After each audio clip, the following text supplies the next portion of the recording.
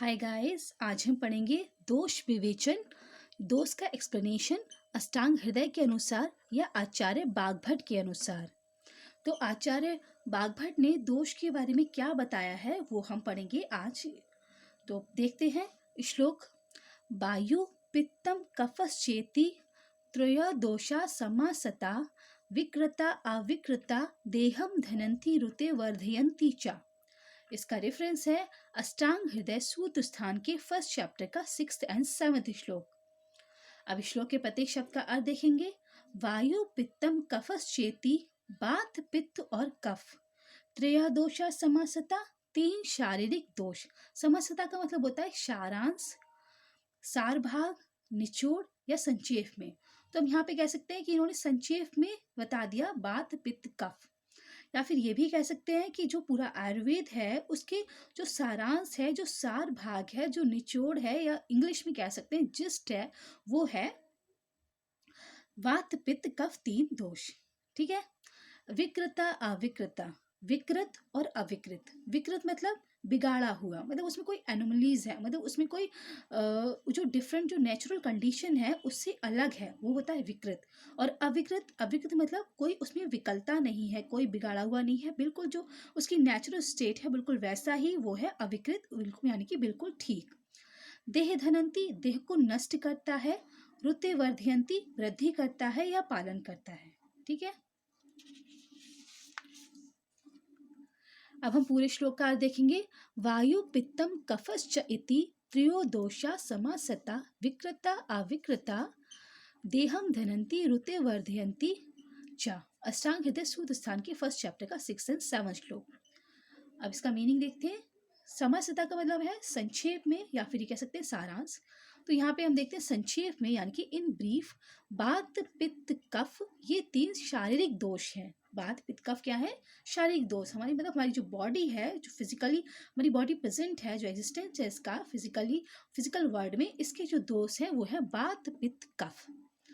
वे दोष विकृत होते हुए देह को नष्ट करते हैं। ये दोष विकृत होते हैं मतलब कि जैसे जब उन दोषों में अपनी नेचुरल कंडीशन से अलग हो जाते हैं, नेचुरली जो उनकी क्वांटिटी क्वालिटी होनी चाहिए उससे डिफरेंट हो जाते हैं, तो वो हमारी देह को, यानी कि हमारी बॉडी को, हमारे शरीर को हार्म पहुंचाने लगते हैं, उसको डिस्ट्रॉय करने लगते हैं। और अविकृत, जब वो साम्य मतलब अपनी नेचुरल कंडीशन में होते हैं, अवस्था में होते हैं, तो शरीर की वृद्धि करते हैं या पालन करते हैं या पोषण करते हैं, शरीर का पालन करते हैं, वृद्धि करते हैं। ठीक है। अब हम ये तो है शारीरिक दोष, बात पित्त कफ, और उनकी विकृत अवस्था से क्या होगा और अविकृत अवस्था से होगा, ये है अष्टांग हृदय के अनुसार। अब हम पढ़ेंगे दोष, धातु, मल। दोष है बात पित्त कफ, धातु है रस, रक्त, मांस, मेद, अस्थि, मज्जा, शुक्र, और मल है पुरीश, मूत्र और श्वेत। तो इनमें क्या संबंध है, कब दोष धातु की तरह बिहेव करते हैं, कब दोष मल की तरह बिहेव करते हैं, ये हम पढ़ेंगे। और इसका रेफरेंस है सारंगधर के पूर्व खंड का 5th चैप्टर। जो सारंगधर संहिता है, सारंगधर संहिता का जो पूर्व खंड है उसका 5th चैप्टर है, उसमें जो एक्सप्लेनेशन दिया गया है, यह श्लोक यहाँ पे नहीं लिखा गया क्योंकि श्लोक थोड़ा बड़ा है तो बहुत ज़्यादा क्लमजी हो जाता है, तो इसलिए यहाँ पर सिर्फ उसकी हिंदी लिख के मैं आपको एक्सप्लेन करूँगी। वस्तुतः, इनफैक्ट, यानी कि सच में, ये बात पित्त और कफ शरीर को धारण करने से धातु हैं, क्योंकि इनकी साम्यावस्था से ही शरीर स्वस्थ और निरोग रहता है।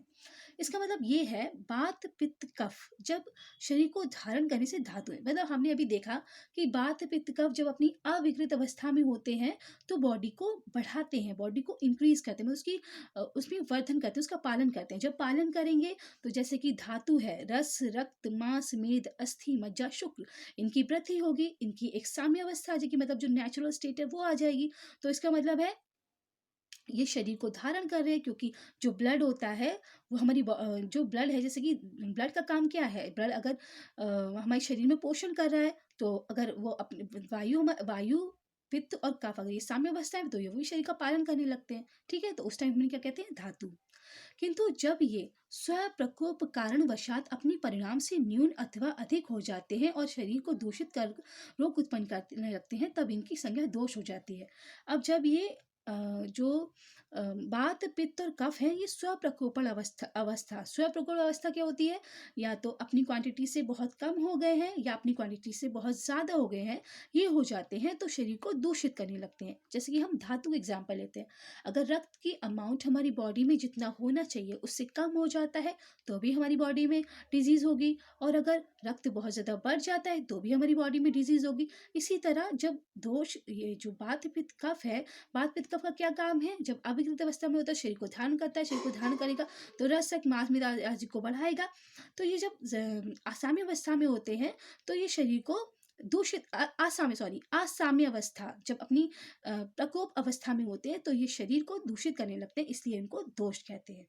शरीर को मलिन करने से ये मल भी कहते हैं। जैसे कि हमने पढ़ा कि जब जब अविकृत अवस्था में वात पित्त कफ होते हैं तो शरीर को धारण करते हैं, और विकृत अवस्था में होते हैं तो शरीर को दूषित करते हैं। तो विकृत अवस्था में है जब वात पित्त और कफ अपनी बॉडीज को हमारी बॉडी को इफेक्ट कर रहे हैं, तो हमारी बॉडी में जो मल है जैसे कि स्वेद पुरीश मूत्र ये है, इसका भी निष्कासन या एक्सक्रीशन सही से नहीं होगा तो हमारी बॉडी में जमा होने लगेगा, तो हमारी बॉडी को मलिन करने लगेगा। तो जब ये मलिन करने लगते हैं तो वात पित्त कफ ही मलिन करेंगे तो इनको क्या कहते हैं, मल कहने लगते हैं। ठीक है, तो ये था गाइस दोष धातु मल का संबंध आचार्य शार्ंगधर के अनुसार, जो शार्ंगधर संहिता में लिखा गया है उसके अनुसार। इसका रेफरेंस है शार्ंगधर का पूर्व खंड का 5th अध्याय। Okay guys, thank you, have a nice day, जय हिंद जय भारत।